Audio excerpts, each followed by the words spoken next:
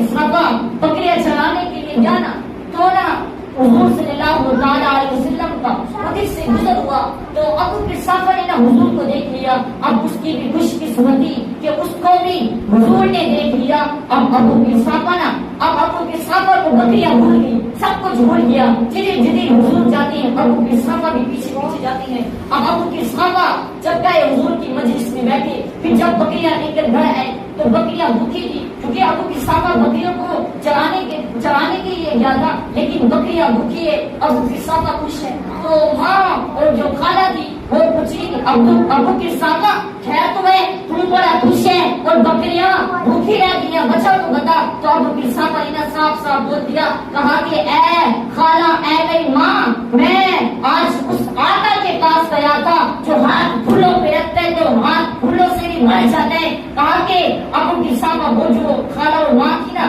انہوں نے اسلام کو قبول نہیں کیا تھا, انہوں نے اسلام کو قبول نہیں کیا تھا. اور پھر وہ ماں اور خالہ نے نا ابو قحافہ کو روک دیا, کہا کہ آج کے بعد نا تو نے اس مجلس میں نہیں جانا, حضور کے پاس نہیں جانا. اب ابو قحافہ مجھے بتاؤ تو صحیح, ابو قحافہ پر کیا گزری ہوں گی اور حضور کی بارگاہ سے اس کو روکا گیا ہے. اب ابو قحافہ جب جاتے ہیں بکریاں چرانے کے لیے, پھر اگر بکریاں بھوکی ہے تو اس کی ماں اور خالہ کو پتہ لگ جاتا ہے کہ یہ آج پھر حضور کی بارگاہ میں گیا ہے. اور ایک دن نا ابو قحافہ حضور کی بارگاہ میں گیا اور بہت پریشان تھے ابو قحافہ, تو حضور سے عرض کر دی, حضور میری ماں اور میری خالہ نا آپ کے در سے روکتی ہیں, آپ کے پاس پانی نہیں دیتی. تو کہا ابو قحافہ کے عرض کی, یا رسول اللہ وہ جو بکریاں ہے نا میری وہ بھوکی رہ جاتی ہے اور میری ماں اور میری خالہ کو پتہ لگ جاتا ہے کہ آج پھر حضور کی بارگاہ میں گیا ہے. تو اب ابو قحافہ, اب حضور نے فرمایا ابو قحافہ ایسا کر لے, تو بھی آیا کر,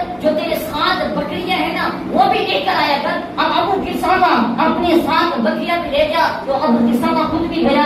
اب حضور صلی اللہ علیہ وسلم نے نا بکریوں پر ہاتھ پھیرا, جب ہاتھ پھیرا نا تو بکری صحت مند ہوگی.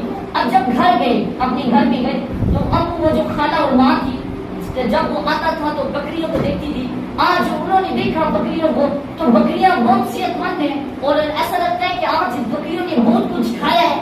ابو قحافہ بھی خوش ہے. اگر ابو قحافہ اگر حضور کی بارگاہ میں نہ جاتا تو یہ اس کے چہرے سے پتہ لگ جاتا تھا کہ آج حضور کی مجلس میں نہیں گیا. اور آج اگر یہ حضور کی مجلس میں گیا ہے تو بکریاں بھی پیٹ بھر کے کیسے کھا, کہ بکریوں کا جو پیٹ ہے وہ بھی فل ہے. تو ابو قحافہ اور ماں اور خالہ نے پھر پوچھ لیا, ابو قحافہ مجھے لگتا ہے آج تو نے کیا عجیب حرکت کی ہے, تو بھی خوش ہے.